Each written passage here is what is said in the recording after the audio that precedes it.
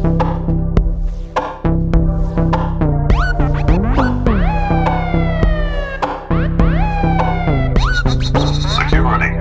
there, welcome to the Cloud Security Podcast by Google. Thanks for joining us today. Your hosts here are myself, Timothy Peacock, the product manager for threat detection here at Google Cloud, and Anton Chuvakin, a reformed analyst and esteemed member of the cloud security team here at Google. You can find and subscribe to this podcast wherever you get your podcasts, as well as at our website, cloud.withgoogle.com/cloud-security/podcast. If you like our content and want it delivered to you piping hot every Monday afternoon Pacific time, please do hit that subscribe button. You can follow the show and argue with your hosts on Twitter as well, twitter.com/cloudsecpodcast. Anton, we're talking about SOCs today. Yes, this episode was very dear to my heart. Why is that? Because it touches on the work we've been doing together with the Deloitte team, the team we'll interview on the call today, for actually more than a year. Wow. And we are writing a series of, white papers or reports or sort of research papers that talk about how SOC is changing and hopefully giving some advice on people who are trying to build a SOC, circa 2022 SOC, not circa 2002 SOC in 2022. We're trying to figure out what's the up-to-date SOC wisdom on the process side, on the skills side, on the technology side as well. So this is fun. And this is it's a very tricky area of security because unlike say encryption or, endpoint security, SOC security operations is very tied to humans. Yes. Pesky humans. They're always the problem, right? Pesky humans. Yes. Yeah, it's a really interesting area. You're right. I hadn't thought about that particular aspect, but we get into that in the show, don't we, today? We do indeed. And even when we organize the papers, we organize them as kind of like a process paper, people paper. And it turns out the author team, including myself, kind of had passions about some things. For example, people really said, oh my God, process paper would be boring. And I thought, no, come on. This is like where the magic happens is kind of between the organizing the processes so you're predictable, consistent, yet allow for creativity. This is really tough and this is fun. Yeah, that's an interesting challenge. So with that, listeners, I am so delighted to introduce today's guests. We are joined today by Alexi Wiemer, a senior manager at Deloitte's cyber detection and response practice, and Dan Lauritzen, a senior manager also at Deloitte, but differently at the cloud security practice. So we have both cloud and cyber on the Cloud Security Podcast today. So we want to talk about something which is both cloud and cyber. We want to talk about where's the SOC? What is going on? And so Dan, Alexi, what's the state of SOC today? What trends in SOC can we talk about? What's going on? Yeah, thanks for inviting us and having us on first and foremost. And I feel like I'm going to be struggling to get on your level of professional voice talent here, but I will I'll do my best. Yeah, so broadening it out beyond just cloud-specific topics, but rather for SOCs today, we can talk about a lot of the common themes you'll hear from SOC practitioners about overload of resources. The job is growing, the attack surface is growing, more things to look at with fewer people and fewer resources to do the job. But I think one of the common themes also that Alexi and I will kind of hit on is driving efficiency through tool use, through process, through automation, and really kind of like wading through those waters of being overwhelmed to better direct those finite resources. Mm-hmm. We love the theme of tool use and automation on this show, so that'll be interesting to get into. Alexi, you look like you're going to give an answer there as well. Yeah, absolutely. I think just to expand on Dan's points, right? Data is the name of the game today. And so technology is able to ingest this at such a large scale. But what we're noticing is, even though you have the capacity to use this data, it's actually properly using it with the appropriate processes is where we start to see a large disconnect, right? So yes, technology is an enabler of these meaningful connections. However, you're dependent on human analysts to make those important events and trends and connections with that context that may not be readily available in the data. And so I think that's a theme that we're seeing is emphasizing that type of information sharing across your tool set in a cohesive manner. And by the way, Alexi, when you say data, you clearly are quoting from our coming Deloitte Google Cloud paper, where we highlight that what matters for SOC is kind of the fidelity, the quality, the scalability of data. It may not be the brand of a tool that matters, but how you handle the quality of data. Is it conclusive? Is it clear? That type of stuff, right? Am I wrong about this or not? No, absolutely. And I think, we're seeing the need to ingest this more data because of this expanding attack surface. Organizations are noticing that threat actors are more sophisticated. The borderless enterprise is expanding, right? So obviously cloud monitoring has become a huge point of emphasis. And how do we readily ingest that information and then bring it back to specific needs of the business units, right? Because at the end of the day, that's what the SOC aims to protect, is the business delivering value to the different stakeholders. I mean, we all know that, yet when we talk to clients, when you talk to clients, when we talk to clients, we do see SOCs, security operations centers, that are kind of permanently and woefully understaffed.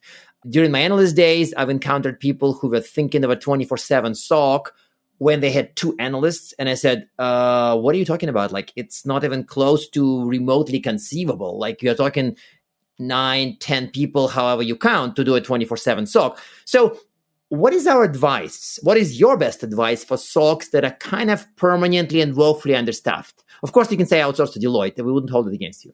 Well, we kind of would, but okay. Step number 1, call Deloitte. Well, that's number 1. Okay, easy. Okay, what's number 2? I would say that my own personal take on that question is that there's an immediate knee-jerk reaction when staff is overwhelmed to reach for the staffing lever and, make that claim that I need more people. And maybe part of the guidance would be, take a breath, take a step back, pause for a second, and understand the inputs of that being overwhelmed, right? So it's highly likely and, entirely possible that in today's security operations center kind of milieu, that there's going to be way too many projects for your team to cover, way too much attack surface, way too many alerts. It's totally likely. But within that whole crush of things to do, there might also be improvements to process you can make. Maybe there's unnecessary things your team is chasing down. Maybe you have alert fatigue from some things that are misconfigured. So before you just immediately reach and say, I need more people, there's probably things you can improve or that you can make more efficient. And I realize that that's not an easy thing to do, right? Everybody's got 900 tasks. So kind of looking at the process is just one more of those tasks. But it might be something that's worth investing some time in, because whereas you thought you maybe needed 12 people, maybe you really truly only need 5 once you kind of get more efficient in what you're doing. Yeah, and just to expand on Dan's point a little bit too, I think one of the ways that we see clients handle these issues, right, is you need to be realistic about your budget and the size that your team will have, right? And from there, being really strategic about what capabilities you want to focus on, right? If I know I'm only going to ever have a 3-person team, I'm never going to be able to do 24/7, 365 monitoring, and I need to outsource that. What I can do, though, is develop my own threat intel team, my own threat hunting team, my own incident response, right? And based on what is important to your organization and the skill sets that you have, you can start to develop a plan of this is what we bring in-house. This is where we need to maybe lean on other third-party providers to do that. So, because outsourcing some of that is more cost efficient. I would say from also just to address the permanently understaffed, right? We've also noticed developing a career model, giving people a trajectory, training opportunities. And also, as we've seen with this shift in the last 2 years of more flexibility, right? People don't want to have to come on site 5 days a week, every week, right? Can some of this be achieved remotely? And I think a lot of these trends are also helping retain analysts when they're at a position that typically experiences a lot of churn. Be strategic is obviously good advice always, but hopefully we'll address it in slightly more practical terms, because if the team has 3 people, prioritization decisions become really tough. Frankly, and I'm going to argue with Alexi a little bit, I probably won't invest in hunting if I have a team of 3. Me neither. But if I have a reliable outsourcing partner who handles the job, then it's a maybe. So to me, this is kind of like, if I trust my MSS/MDR, maybe I will hunt. Yes, and to build on that point, right, like hunting is a very sophisticated, advanced capability. So if I have a more junior staff, that is not the capability I want to bring in-house and depend on, right? They maybe start as tier 2s or dabble in incident response, right? So I think it's just as important knowing the skill sets of your staff and the talent you can attract in relation to that strategic vision, because I think that's spot on, Anton. Well, and if there's one other thing that I can add into that point to strengthen it, is that prioritization is key, because even if you found a partner that performs something like threat hunting to the extent that you desire and has solid capabilities, without exception, I can say there's always going to be a component of collaboration and of insider knowledge needed So even if you outsource certain components of your SOC operations, there's still work needed on your team. So if it truly is not something that you can support a couple hours a week of at the bare minimum collaboration with your MSSP or MXDR provider, then it may not be something you want to prioritize. That makes a ton of sense. I think the advice boils down to a bit of, if you haven't got somebody who can run the ball, don't try running the ball, which is, that's good advice. I want to scroll back up the conversation a little bit and touch on the automation piece, because this comes up a lot. It's an interesting thing. We have Simplify now here. We hear a lot of people say, well, you need to automate if you're drowning in manual work. What does that actually mean? How do people get started with that? What does that actually look like? I assume there's not welding machines in the SOC. Well, maybe not in your SOC. There's not welding. Maybe my SOC's doing it wrong. Soldering machines, maybe, making your own life. I think one thing that gets lost, in my opinion, and Alexi, I'd love to hear your thoughts. But one thing that gets lost in a lot of the client conversations that I have is the kind of the jumping to black box magic conclusions about what automation can do. You need to start with an understanding of what it is you're trying to automate. You need to understand the process, and you need to be able to execute the process well manually before you automate it. Automation isn't going to be an end unto itself. So I think that lack of starting from a good solid place can lead you to undesired outcomes. I'll just put it that way. Yeah, I think what you want to do, right, is focus on, as Dan mentioned, the outcomes you're trying to achieve and work your way back from that, right? Because if you have the automation driving your outcomes, this is where you start to have rabbit holes and it doesn't impact the organization the way that you want, right? So if my goal is I'm trying to decrease mean time to detect, that's going to be a very different automation than mean time to respond, right? Or things of that nature. And it depends on where along the process that is. And so understanding your processes well enough, and then also what you're trying to achieve is really key, because there's also things that are simpler to initially automate, and then there are things that are much more consequential. Automatically pulling in threat intelligence feeds is really helpful, and that's a very low-hanging fruit compared to automatically quarantining a machine of what could be a very important user. And you need to do that crawl, walk, run model to make sure that you understand what you're automating and what risk you are accepting by automating certain things. Yeah, and one other thing to add on to that, which I wholeheartedly agree with everything Alexi said, but you also must understand that when you're approaching automation, it can be a skill set unto itself. So you're likely going to partner with somebody, some technology that's going to be the enabler of that automation process, but you will also likely run into some cases where you're stretching the tool to its farthest extent or need to tweak it just slightly. So do you have Python skills in-house to build automation playbook? And if you don't, you kind of need to think about that upskilling or partnership to get those skills, to get everything you want out of it.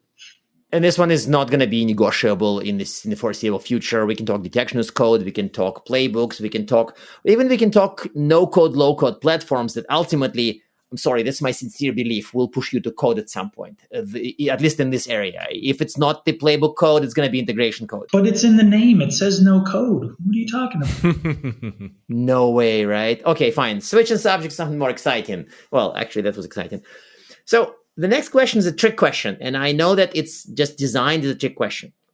So lots of technologies, and again, in our papers, we covered the use of SIEM, we talked about threat intel, we talked about EDR, of course, we are talking SOAR. So if somebody pushes you in a corner and says, Dan, Alexi, name one technology that's the most critical for your SOC, can you do that? Would you name SIEM? Would you name SOAR? Would you name EDR? Would you chicken out and say, I'm not going to name it? 5 seconds. I don't know. Maybe not 5 seconds. Alexi, how about you jump in those waters?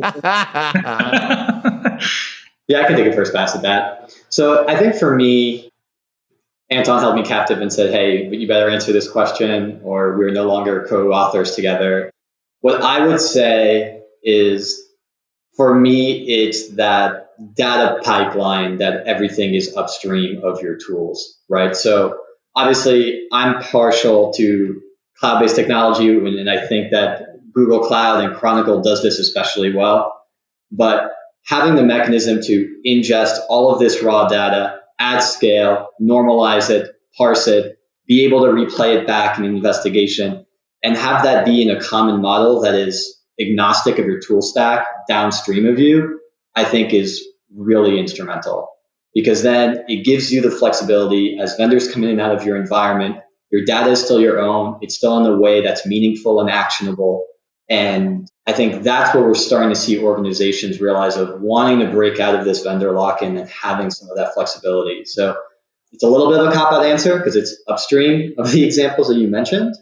But I think it's a really important foundational piece because of the flexibility that it offers. But you're right, because I didn't ask a question. Name one tool that's sufficient for a SOC. That would be dumb. There's no such thing. I said, what's the most critical tool? And you answered, it's the pipeline leading to other tools. That's fair. I think we have a winner. I may or may not agree with that, but I see the merit behind the answer. Yeah, and I think I would essentially say the same thing, just move it farther downstream. Upstream or downstream?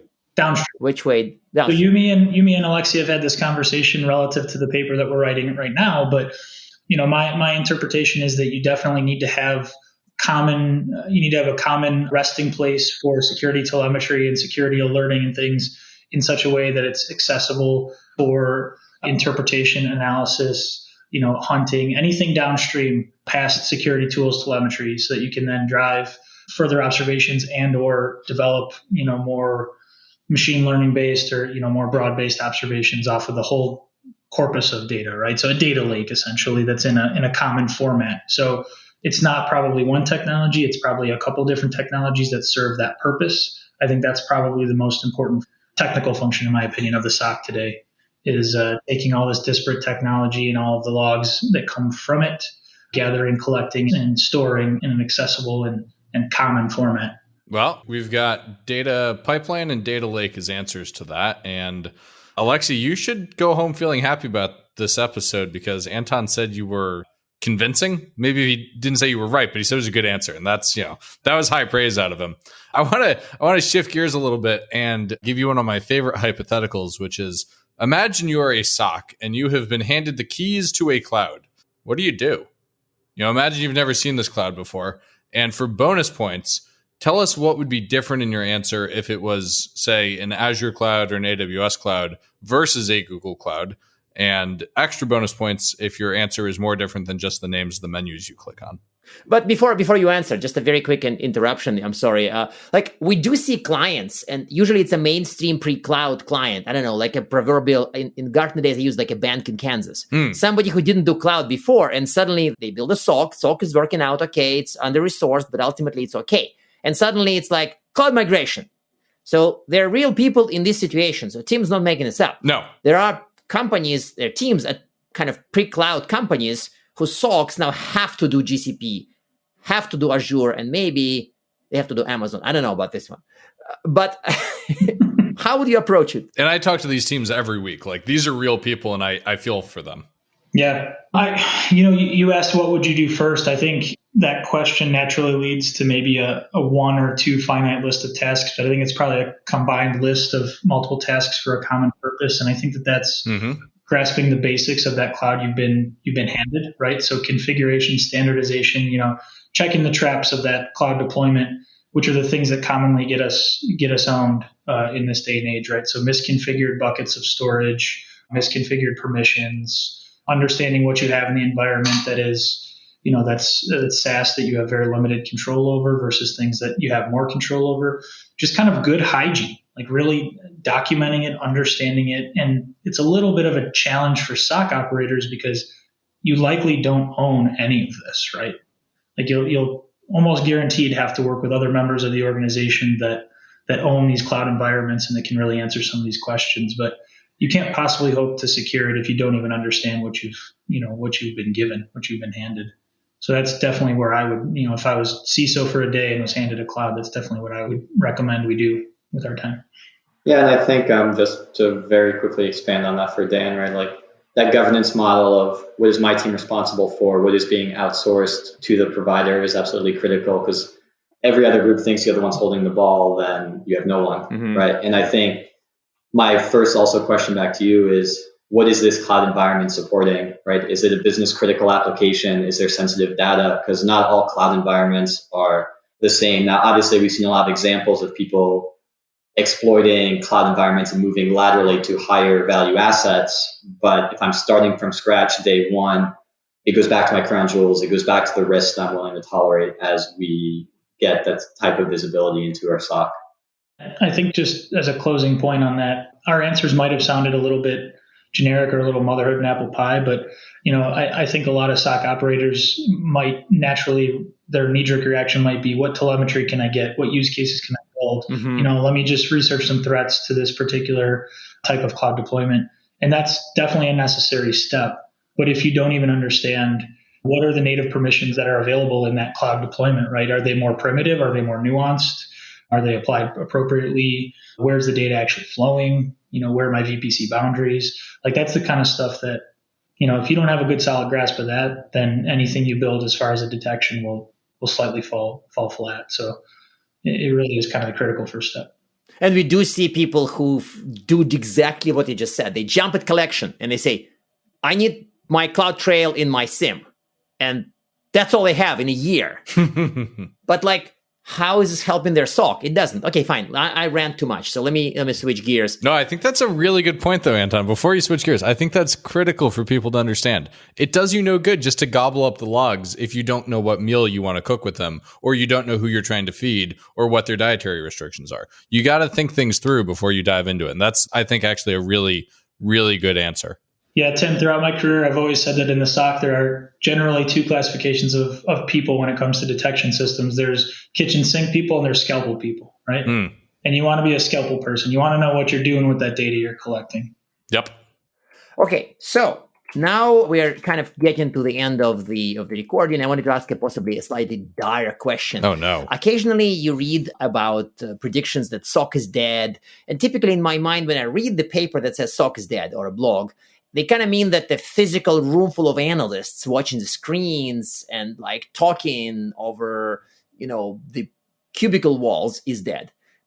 Nobody or very few people run SOCs like this during COVID. That's pretty clear. So what's your reaction to SOC is dead? How do you respond to that? Or what's your response to predictions of we don't need a SOC because something else would happen? Yeah, I think, when people, as you mentioned, right, imagine the SOC of yesteryear, right? It's a bunch of people staring at pretty screens, maybe picking up the phone. And I think we're seeing that go away, right? It's much more dynamic and collaborative. There's not a phone you pick up to call, right? We have these automated alerts that come enriched with this data, and we are breaking these silos where we're able to work with these different groups. And it's not just, hey, close the ticket as quickly as you can, right? We're trying to get as much contextual information as possible and this is a bit of a cliche, right? But being much more proactive as opposed to reactive. And I think that is where we are seeing technology enable folks to do that, and organizations really setting up those processes, whether it is through a common ticketing system or stand-ups or just getting to that point where we're getting the right people in the room to make the appropriate decisions. Yeah, no, I would agree that as long as we're defining it as a capability and a set of people with common goals, then no, I don't think the SOC is dead. As far as an aggregated and distilled group of people in front of a bunch of NASA screens, I don't know if that's necessarily in vogue anymore. But yeah, as long as it's a core set of capabilities we're chasing, because there's always going to be, no matter how much you push DevSecOps and no matter how much you push blurring of boundaries of driving security into other portions of the organization, there's always going to be someone who has to care about edge cases and really advanced threat actor behaviors. And that just will not be the developers and will not be application developers. It never will be, right? So there's always going to be a group of people that are more security minded and that have to kind of drive the edge cases no matter where you push the boundaries. I firmly believe that. I think you're absolutely right about that. So, Dan, Alexi, we're reaching the end, and I get to ask our traditional closing questions. And the first one I think is a bit of a giveaway because now we've mentioned twice this paper, at least twice. I don't know if I was keeping accurate count. What's your piece of recommended reading? And feel free to plug the paper here. That's a great idea. And then the second piece of our closing question is, what's your one bit of advice for doing SOC better? Yeah, definitely. I mean, first and foremost, like you already mentioned, I would go back and I would review the 3 previously released white papers that we've developed with Anton in bated breath, waiting in anticipation for number 4 to be released in the not too distant future. That's great reading. Also, I would make a general plug as opposed to any particular book. I've been reading several lately about social media hacking and manipulation. related to anything that's elections or just sentiment, public sentiment. I think those are very interesting books to read. Yeah. So then in terms of advice for how the SOC can do things differently, it's an old one, but it's a good one. And it's don't chase shiny cars, like try to make the most use out of what you already have. Tools have gotten so we've talked about this before. I'm going to sound like a broken record to Alexi and Anton, but tools have gotten very strong and very capable. And most people that are operating at an enterprise level have a lot of excellent tooling at their disposal. Really try to wring every bit of value that you can out of it. Because number one, you're likely going to make your life easier. And number two, you're going to make your leadership very happy if you're not asking for additional budget, if you're stretching what you can do with your existing tooling. Got it. So good advice on making leadership happy by not asking for more budget. Alexi, what have you got for us? Recommended reading and one weird tip. Let me guess, the papers? Yeah. So one, I really liked our last process paper on the balance between having defined processes, but also enabling creativity. And I think that also ties into my advice that really resonates with me, right? So my one advice for the SOC would be empower your people and really take the time to invest in them. As Dan mentioned, we sometimes see organizations chase the shiny car, so to speak, and say, hey, it doesn't matter who's in these seats as long as we have these tools. And I think it can never be farther from the truth, right? Organizations spend a lot of time trying to just retain and develop talent. And I think by placing incentives, getting people bought into the organizational mission makes a huge difference once we're trying to, frankly, counter these really sophisticated threat actors. They don't discriminate. They don't care that, hey, this group typically doesn't talk to that group, right? They're just going to attack your organization wholesale. And so you need smart people doing smart things that are empowered to do so within, obviously, the context of your organization. And I think that would be the advice.